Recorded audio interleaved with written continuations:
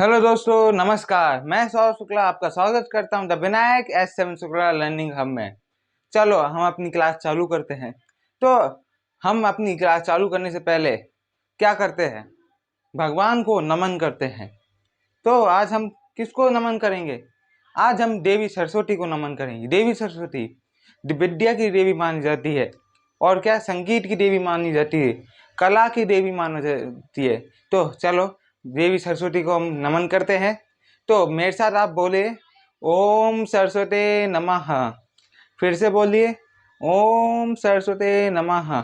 तेज और जोश में बोलिए, ओम सरस्वती नमः। अब देवी सरस्वती ने भी हमें क्या दे दिया? आशीर्वाद दे दिया है। तो हम अपनी पढ़ाई को कंटिन्यू रखते हैं, और जो समझते हैं वो, जो मैं समझाऊंगा उसको समझते हैं। तो हम क्या पढ़ेंगे आज? Chemistry chapter 1 basic concept of chemistry. Chapter 1 basic concept of chemistry हम ये पढ़ेंगे। ये पार्ट 2 है। पार्ट 1 में हमने क्या क्या पढ़ा था एक बार देख लेते हैं। Chapter 1 basic concept of chemistry में हमने डाल्टन एटॉमिक थ्योरी पढ़ी थी, जिसमें 4 थ्योरी आती है जो मैंने आपको बताई थी। पहली, every compound made up of tiny particle known as atom. जितने भी कंपाउंड किससे बने होते हैं? Tiny particle. वो टाइनी पार्टिकल क्या होता है? एटम। दूसरी थ्योरी मैंने आपको बताई थी, atom can take part in chemical reaction. Atom किस में पार्ट ले सकते हैं? केमिकल रिएक्शन में। थर्ड थ्योरी मैंने ये बताई थी कि all atoms are identical in element. जो जितने भी एटम्स है वो एलिमेंट में क्या है? आइडेंटिकल है। ये हमने थर्ड थ्योरी पढ़ी थी। तो इसके एक्सेप्शन क्या था? थर्ड थ्योरी का जो एक्सेप्शन था, हमने क्या पढ़ा था? आइसोटॉप्स। आइसोटॉप जो होते हैं वो एटम होते हैं। वो सेम दिखने में तो सेम होते हैं, लेकिन उनका क्या होता है? मास डिफरेंट होता है। ये थर्ड थ्योरी का एक्सेप्शन केस था। अब हमने फोर्थ थ्योरी ये पढ़ी थी, atoms can not be generated और नॉर बी डिस्ट्रॉय। एटम को ना बना सकते हैं ना जनरेट कर सकते, लेकिन इसका भी एक्सेप्शन केस हमने पढ़ा था। क्या होता है? न्यूक्लियर रिएक्शन इसका क्या होता है? एक्सेप्शन केस होता है। अब हमने उसके बाद एटम का स्ट्रक्चर समझा था। एटम होता क्या है? जो बीच में होता है वो क्या होता है? न्यूक्लियस या न्यूक्लियर। उसमें क्या होता है? प्रोटॉन और न्यूट्रॉन होते हैं। और जो ऊपर गोल बड़ा सर्कल होता है उसको हम क्या कहते हैं? ऑर्बिट। ये सेल, उस ऑर्बिट में क्या फ्लो करते रहते हैं? इलेक्ट्रॉन्स। फिर हमने प्रोटॉन और न्यूट्रॉन और इलेक्ट्रॉन्स के चार्ज देखे थे। प्रोटॉन का चार्ज क्या होता है? पॉजिटिव। न्यूट्रॉन का 0 और इलेक्ट्रॉन का नेगेटिव चार्ज होता है। फिर हमने मास के बारे में देखा था। प्रोटॉन का मास क्या होता है? 1.67 इंटू 10 की पावर -27 kg। ये प्रोटॉन का मास है। न्यूट्रॉन का मास क्या होता है? 1.674 इंटू 10 की पावर -27 kg। और इलेक्ट्रॉन का चार्ज क्या देखा था? 9.1 इंटू 10 की पावर -31 kg। ये हमने देखा। फिर हमने ये देखा था कि प्रोटॉन और न्यूट्रॉन दिखने में, जो प्रोटॉन है और न्यूट्रॉन है ना, उनका मास तो दिखने में सेम है, लेकिन अगर गौर से देखे तो न्यूट्रॉन प्रोटॉन से बड़ा है। तो हमने क्या देखा? न्यूट्रॉन का जो मास है वो प्रोटॉन से बड़ा है, और प्रोटॉन का मास किससे बड़ा है? इलेक्ट्रॉन का। मतलब सबसे छोटा मास किसका हुआ? इलेक्ट्रॉन का। ये हमने देखा था। फिर हमने देखा था atomic mass unit. Atomic mass unit के बारे में पढ़ा था, जिसको AMU बोलते हैं या यूनिफाइड। एटॉमिक मास यूनिट को हम क्या क्या बोलते हैं? यूनिफाइड भी बोलते हैं। It represent mass of an atom. Atomic mass unit क्या होता है? जो मास एटम को एक एटम के जो मास को रिप्रेजेंट करता है उसको हम क्या कहते हैं? Atomic mass unit. तो 1 AMU में क्या होता है? 1 AMU क्या होता है? Mass of proton equal to mass of neutron. ये क्या है? 1 AMU। इसको हम 1 AMU मानते हैं। फिर हम 1 AMU क्या मानते हैं? अगर मास ऑफ प्रोटॉन, चल मैं आपको लिख के बता देता हूं। हमने पढ़ा था 1 AMU जो होता है mass of proton m। m का मतलब मास समझ जाना। फिर चलो मैं पूरा ही लिख लेता हूं। Mass of proton equal to mass of neutron.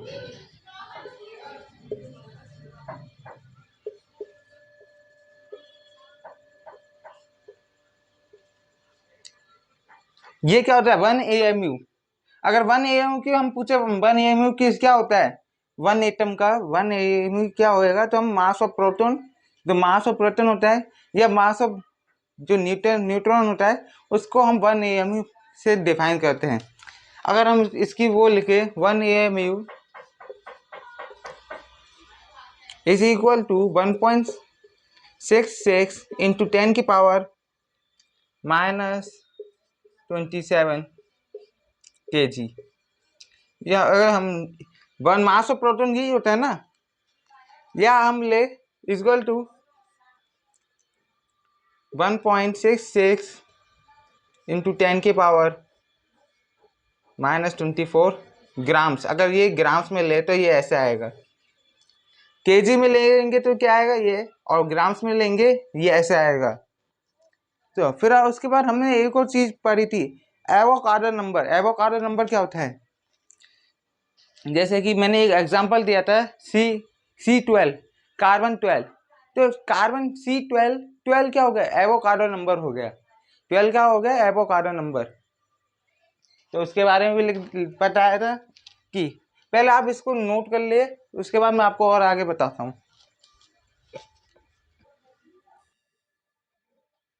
जैसा मैं बता रहा था, पार्ट 1 में हमने एवोगाड्रो नंबर के बारे में पढ़ा था, उसी को मैं एक बार वापस बता देता हूँ कि एवोगाड्रो नंबर होता क्या है। तो Na क्या रिप्रेजेंट करता है, एवोगाड्रो नंबर। एवोगाड्रो नंबर ये एन, इसको हम Na से रिप्रेजेंट करते हैं। तो 1 एवोगाड्रो नंबर को क्या कहते हैं, 6.023 इंटू 10 की पावर 23। ये क्या है, 1 एवोगाड्रो नंबर है, या इसको हम 1 मोल से भी डिफाइन करते हैं, 1 मोल। तो मोल क्या होता है, जैसे मैंने आपको बताया था, मोल का मतलब क्या होता है, पाइल। पाइल इंग्लिश में इसको पाइल बोलते हैं। मोल एक ग्रीक शब्द है। पाइल का मतलब गुच्छा, किसी चीज का गुच्छा। इसको 1 मोल मतलब किसी चीज का गुच्छा। तो हम अगर लिखे 1 AMU is equal to 1/Na, मतलब 1/Na ग्राम। क्या लिखा है मैंने, 1 AMU, सॉरी यू नहीं लगाया, 1 AMU is equal to 1/Na gram. इसको एटॉमिक मास यूनिट बोल सकते हैं, ठीक है। तो जैसे मैंने बोला 1/Na, तो 1/Na क्या होएगा, 1/6.023 10 की पावर 23 ग्राम।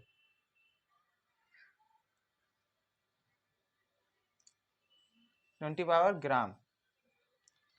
अगर इसको हम कन्वर्ट करते हैं इधर तो क्या आ जाएगा, 1.66 इंटू 10 की पावर -24 ग्राम।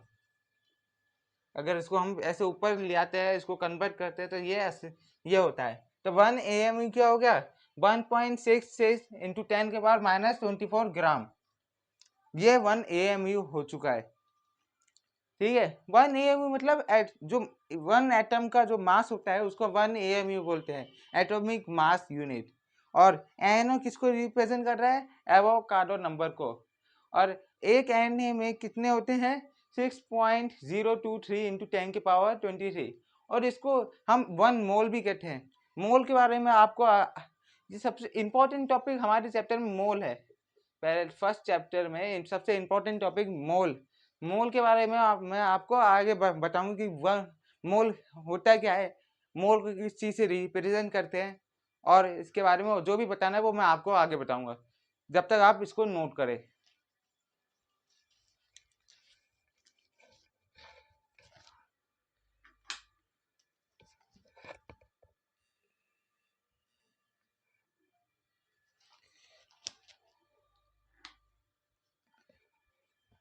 चलो हम कुछ एग्जाम्पल से समझते हैं जो अभी हमने पढ़ा और समझा, उसको हम 2-3 एग्जाम्पल से समझेंगे कि मैं अभी क्या कहना चाह रहा था। तो एग्जाम्पल लिखते हैं पहले।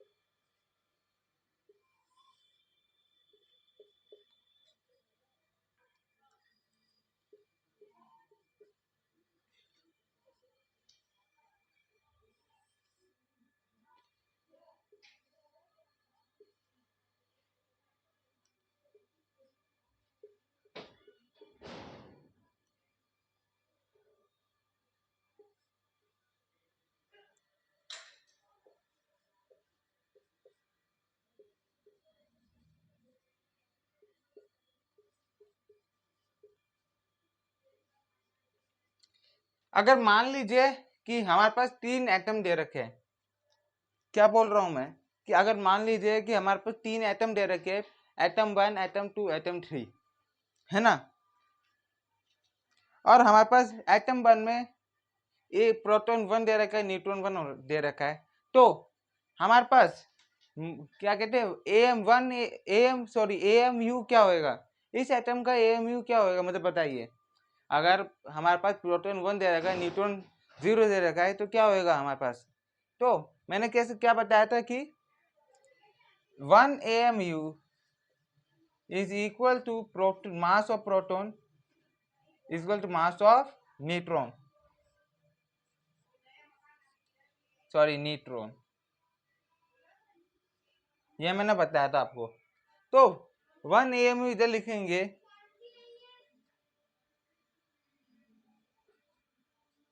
तो मास ऑफ प्रोटॉन हमारे पास क्या दे रखा है 1, और ये क्या दे रखा है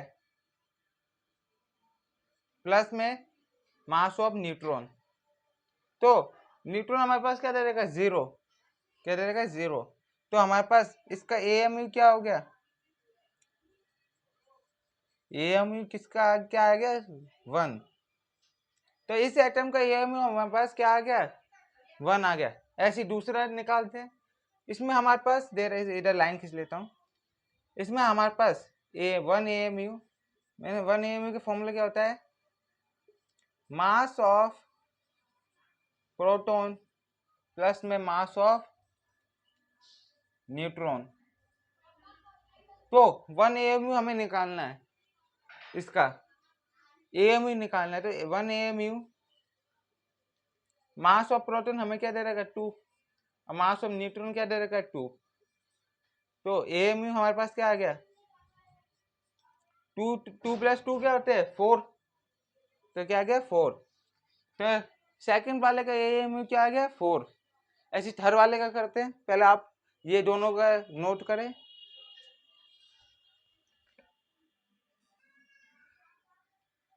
जैसे मैं बोला किसी चीज का, किसी एटम का AMU निकालना है, तो कैसे निकालेंगे 1 AMU equal to mass of proton plus में मास ऑफ न्यूट्रॉन। ये सबसे इंपॉर्टेंट फॉर्मूला है किसका AMU निकालने का। तो इसको हाईलाइट कर ले अपनी नोट्स में, और नोट्स साथ ही साथ में बनाए। तो हमें इसका AMU निकालना है, तो कैसे निकालेंगे। तो हमारे पास H2O दे रखा है, ये क्या होता है वाटर का फॉर्मूला होता है ना H2O। तो हमारे पास H कितने दे रखे 2 दे रखे 1 प्लस 1, है ना। और O का जो AMU क्या होता है 16 होता है ना, ये O का क्या होता है 16, ये हमने 10 क्लास में पढ़ा हुआ है। अगर H 2 है और O 16 है तो कितने हो जाएंगे, देखो मैं लिखता हूँ, क्या कितने हो जाएंगे 18, है ना।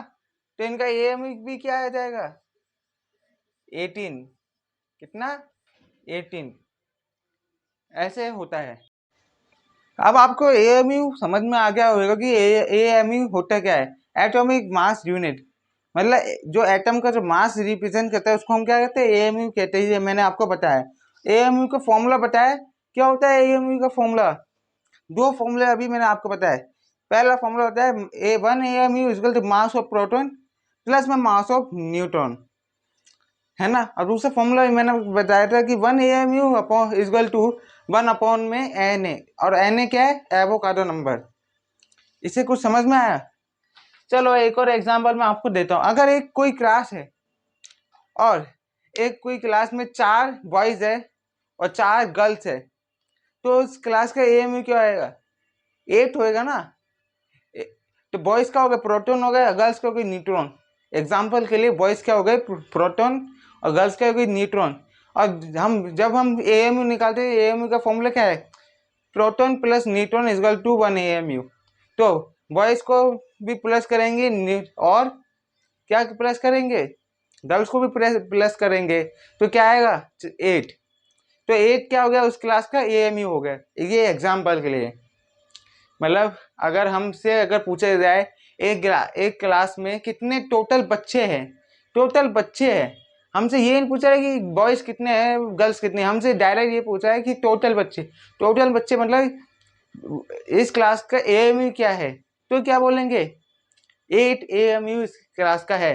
कैसे 8 का AMU, कैसे 4 का बॉयज हो गए और 4 गर्ल्स हो गई, और दोनों को हम जगह प्लस करेंगे प्रोटॉन और न्यूट्रॉन को, तो 1 AMU हमारे पास आता है। ये मैंने आपको समझाया। तो अब हम आगे बढ़ते हैं अपनी क्लास में।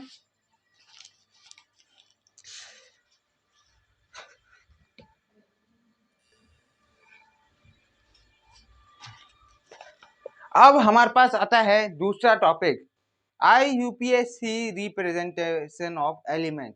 किसी एलिमेंट का रिप्रेजेंटेशन कैसे करते हैं, तो आपको मैं पहले लिखवा देता हूँ फिर आपको समझाऊंगा। तो टॉपिक आप साथ ही साथ में नोट करें, IUPAC।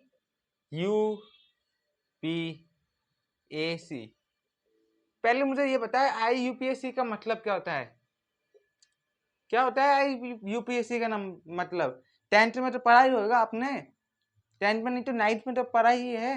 IUPAC का मतलब क्या होता है, नहीं आ रहा याद? चलो मैं आपको बताता हूँ। International union of pure and apply chemistry क्या होता है, इसको हम IUPAC बोलते हैं, international union of pure and apply chemistry. चलो इसकी डेफिनेशन पहले लिख लेते हैं। International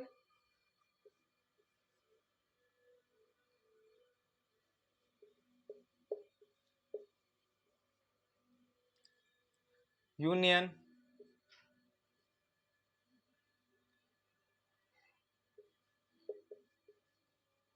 of pure and apply chemistry.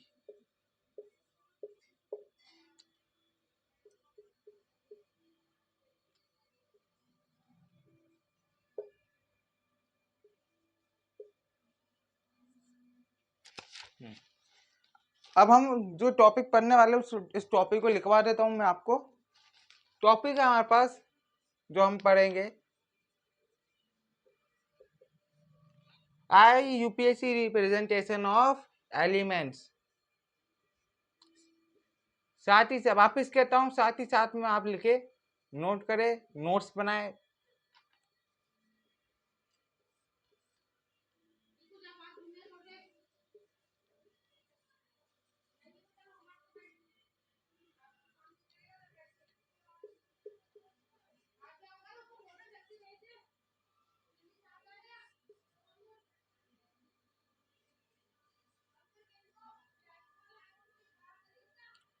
ये हमारे पास टॉपिक है IUPAC रिप्रेजेंटेशन ऑफ एलिमेंट। तो सबसे पहले हम एलिमेंट को रिप्रेजेंट करना सीखेंगे कि एलिमेंट को केमिस्ट्री में रिप्रेजेंट कैसे करते हैं। जैसे बात करें Na क्या होता है, सोडियम।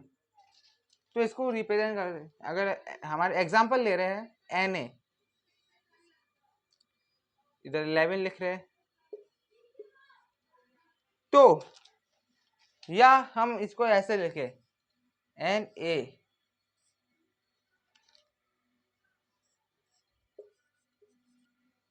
सबसे पहले आप मुझे ये बताइए कि इन दोनों में ये और ये दोनों दोनों में से कौन सा सही है? ये वाला सही है या ये वाला? बताइए। कोई बोल रहा होगा ये वाला सही है, कोई बोल रहा होगा ये वाला सही है। लेकिन लेकिन लेकिन हमारे पास ये दोनों दोनों ही सही है। या इसको हम इस तरह लिखे या इसको हम इस तरह लिखे, बात एक ही है। तो आप सबसे पहले बताइए 23 है, ये क्या बता रहा है? बता क्या रहा है 23? और जो 11 नीचे है वो किस चीज को दर्शा रहा है? तो मैं आपको बताता हूँ। जो ये 23 है ये मास नंबर बता रहा है। ये क्या है? मास नंबर होता है। क्या होता है? मास नंबर, जिसमें प्रोटॉन प्लस न्यूट्रॉन का हम सम लिखते हैं। और जो 11 है ये क्या बता रहा है हमें? Atomic number. ये एटॉमिक नंबर होता है।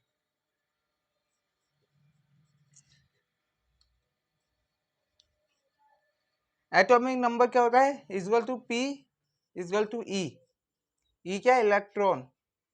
जो क्या होता है? न्यूट्रल। न्यूट्रल होता है ये। क्या होता है? न्यूट्रल। तो 11 किसको दर्शा रहा है? Atomic number. एटॉमिक नंबर क्या होता है? एटॉमिक नंबर, अरे क्लास 10th और 9th में आपने पढ़ा है ना, एटॉमिक नंबर पीरियोडिक टेबल की जो नंबर होता है उसको हम एटॉमिक नंबर कहते हैं। और ऊपर जो हमें दे रखे 23, ये मास नंबर होता है। प्रोटॉन प्लस न्यूट्रॉन का जो सम होता है उस सम को हम ऊपर लिखते हैं, और नीचे क्या लिखते हैं? एटॉमिक नंबर को लिखते हैं। समझ गए अब आप? अब तो समझ में आ गया होगा ना। आप इस एग्जाम्पल को नोट करें, इस टॉपिक को नोट करें, इसके बाद मैं आपको और अच्छे से समझाता हूँ।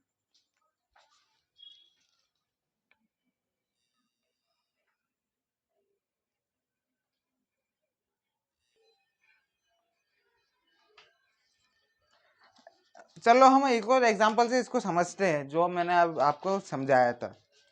Cl, बात करें Cl की, 35 और नीचे 17।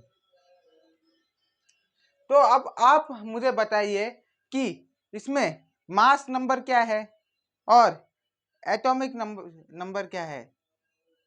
क्या बोल रहा हूं मैं? मास नंबर क्या है और एटॉमिक नंबर क्या है? कमेंट करें, कमेंट करें कि जल्दी कमेंट करो कि इसका मास नंबर क्या है, एटॉमिक नंबर क्या है। तो अब मुझे आशा करता हूँ आपने कमेंट कर दिया होगा कि 35 क्या हो गया? Mass number. क्या हो गया? Mass number. और मुझे पता है कि आपने कमेंट कर दिया होगा कि 17 क्या हो गया? Atomic number.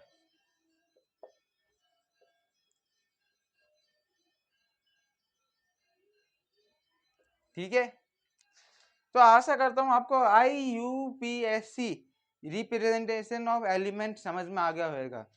चलो हम आगे क्लास में बढ़ते हैं, इसको रफ कर देते हैं।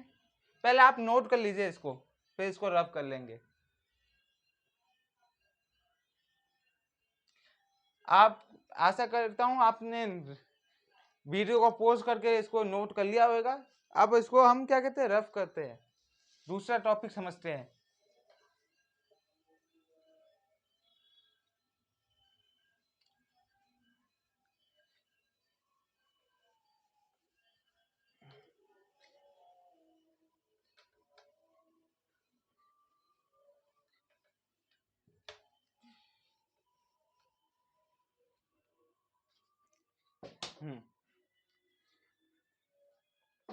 दूसरा टॉपिक आता है न्यूक्लियर टर्म्स। हम कुछ न्यूक्लियर टर्म्स के बारे में पढ़ेंगे। इस टॉपिक में हम कुछ न्यूक्लियर टर्म्स के बारे में पढ़ेंगे कि वो न्यूक्लियर टर्म्स होती क्या है और उनका एग्जाम्पल पढ़ेंगे।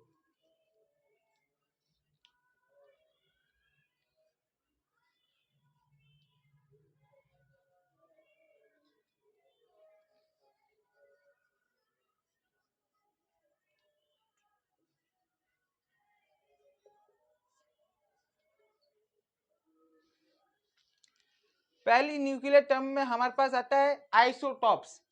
क्या आता है? आइसोटॉप्स। जो किसका एक्सेप्शन था? एक्सेप्शन था ना ये किसी चीज का, किसका था?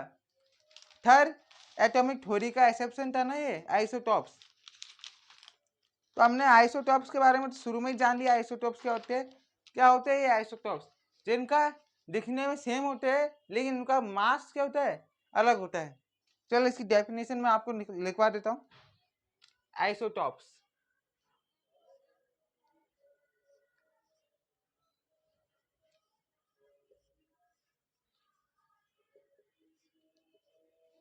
Element with same atomic number but different mass number, उसे हम क्या कहेंगे, आइसोटॉप्स। जिनका एटॉमिक नंबर क्या होगा, सेम होता है, वो एलिमेंट जिनका एटॉमिक नंबर क्या होगा, सेम, लेकिन उनका मास नंबर क्या होना चाहिए, डिफरेंट, उनको हम क्या कहेंगे, आइसोटॉप्स कहेंगे। Element with same atomic number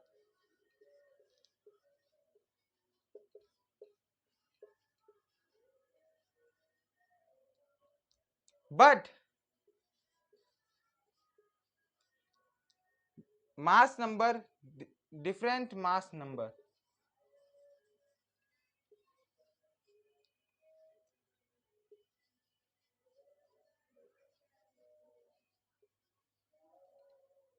उसको हम क्या कहते हैं, आइसोटॉप्स।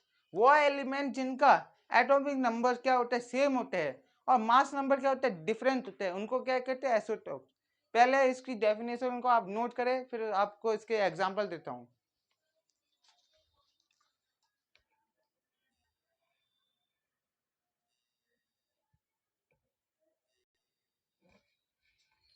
एग्जाम्पल नोट करें, एग्जाम्पल।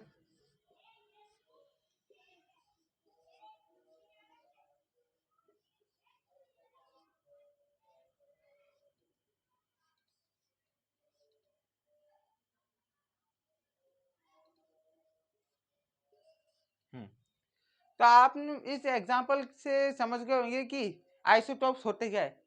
ये देखो, दो ये तीनों क्या है, हाइड्रोजन के एलिमेंट है, और इन हाइड्रोजन के एलिमेंट का एटॉमिक नंबर क्या है, 1 1 1। मतलब इस तीनों हाइड्रोजन के एलिमेंट जो है, इनका एटॉमिक नंबर सेम आ रहा है। तो एटॉमिक नंबर तो सेम है, लेकिन इनका जो मास नंबर अलग अलग आ रहा है। शुरू में 0 आ रहा है, दूसरे में 1 आ रहा है, तीसरे में 2 आ रहा है। तो इससे हमें पता चलता है कि ये तीनों क्या है, आइसोटॉप्स है। आइसोटॉप्स क्या होते हैं, जिनके element with same atomic number but different mass number. वो एलिमेंट जिनका मास नंबर डिफरेंट हो लेकिन एटॉमिक नंबर सेम हो, उसको क्या कहते हैं, आइसोटॉप। तो इसका एग्जांपल भी आप नोट करें, इसके बाद आपको मैं दूसरी न्यूक्लियर टर्म बताऊंगा।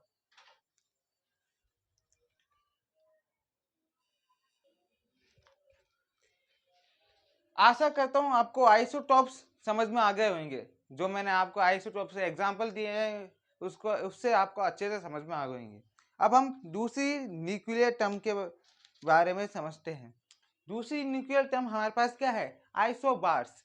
क्या होता है आइसोबार? तो आपकी पहले आपको डेफिनेशन लिख के समझाता हूँ। पहले लिखते हैं, फिर उसके बाद मैं आपको समझाऊंगा। तो नोट करें, और साथ ही साथ में नोट करें। तो आइसोबार्स ये सेकेंड न्यूक्लियर टर्म है।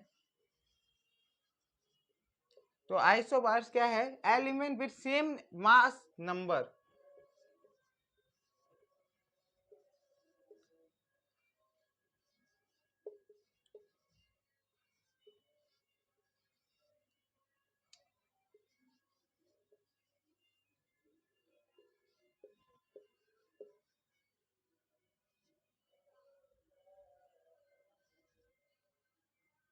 बट डिफरेंट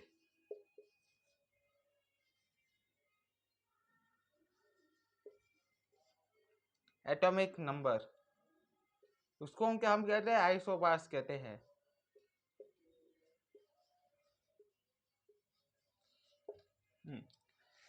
जैसे कि हमने आइसोटॉप्स में हमारे पास क्या था, कि आइसोटॉप्स में क्या था, हमारे पास मास नंबर डिफरेंट था, लेकिन एटॉमिक नंबर क्या था, सेम था।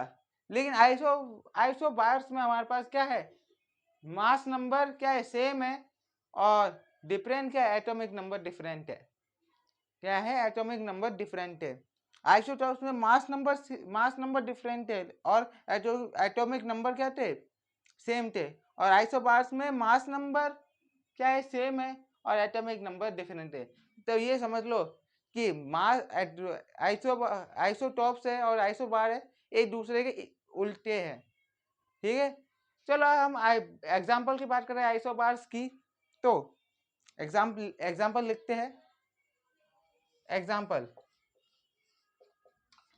जैसे हमारे पास सी ए है और ए आर है, तो सी ए 40 है मास नंबर और ए आर का भी 40 है, और लेकिन सी का एटॉमिक नंबर 20 है और ए आर का 16 है।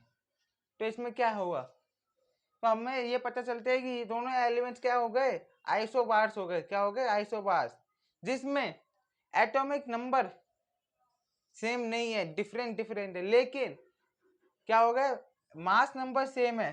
तो ये इन दोनों एलिमेंट्स को हम क्या बोलेंगे, आइसोबार्स बोलेंगे। चलो इसका एग्जांपल नोट करें, फिर इसके बाद मैं आपको और न्यूक्लियर टर्म के बारे में समझाऊंगा।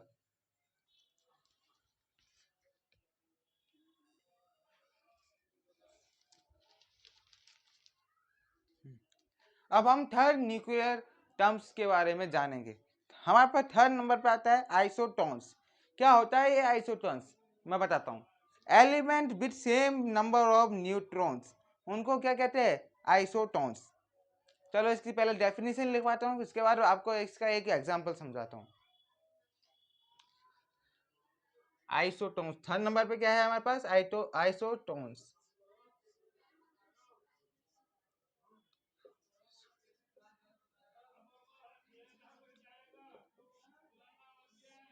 Element with same number of neutrons, उसको क्या कहते हैं, आइसोटोन्स।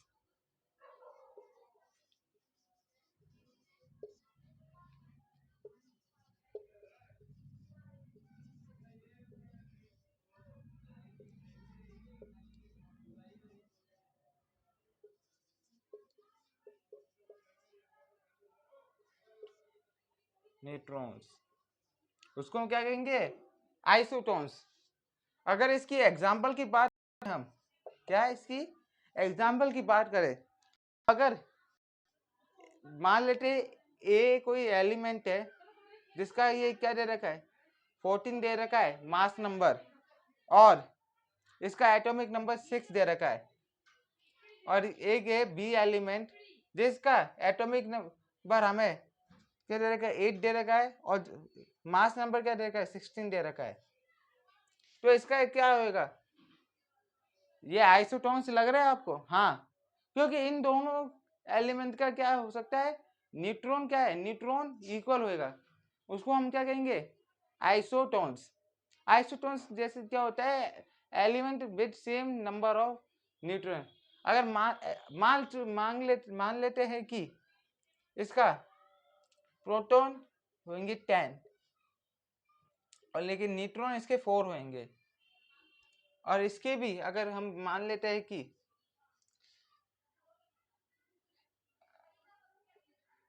12 इसके क्या प्रोटॉन हुए और न्यूट्रॉन इसके क्या हुए, 4 हुए, तो इसका भी न्यूट्रॉन सेम है, इसका भी न्यूट्रॉन सेम है, तो इन दोनों एलिमेंट को हम क्या बोलेंगे, आइसोटोन्स बोलेंगे। आपको समझ में आ गया होगा कि आइसोटोन्स क्या होते हैं। क्या होते हैं आइसोटोन्स, जिनका सेम नंबर ऑफ क्या हो, सेम नंबर ऑफ न्यूट्रॉन्स हो, उनको हम क्या कहते हैं, आइसोटोन्स। चलो आप इसको नोट करें, उसके बाद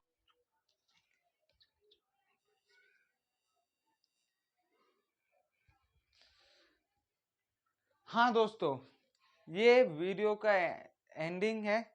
वीडियो का एंड करने का टाइम आ चुका है, क्योंकि वीडियो 30 मिनट से ऊपर की बन चुकी है। तो मैं आपको न्यूक्लियर टर्म्स के बारे में बता रहा था, तो मैंने थर्ड न्यूक्लियर टर्म्स के बारे में आपको बताई थी। तो आशा करता हूँ जितना भी मैंने आपको आज समझाया है वो आपको समझ में आया होगा। अगली पार्ट 3 में मैं आपको 2 और न्यूक्लियर टर्म्स के बारे में बताऊंगा। और हाँ दोस्तों, वीडियो को एंड करने से पहले मैं आपको एक मोटिवेशनल लाइन सुनाना चाहता हूँ। ये मोटिवेशनल लाइन जो मैं आपको सुनाने वाला हूँ, ये मोटिवेशनल लाइन किसने दी है? स्वामी विवेकानंद ने। तो ये मोटिवेशन लाइन आपको सुननी चाहिए और इस पे आप क्या करें, इस पे अमल करें। तो चालू करते हैं अपनी मोटिवेशन लाइन को। एक रास्ता खोजो, उस पे विचार करो, विचार को जीवन बना लो, उस पे सोचो, सपना देखो, मस्तिष्क मांसपेशियां शरीर के सारे भाग में उस सपने को जियो और उस पे काम करो और उसको सफल करो। ये किसने बोला है? स्वामी विवेकानंद ने। तो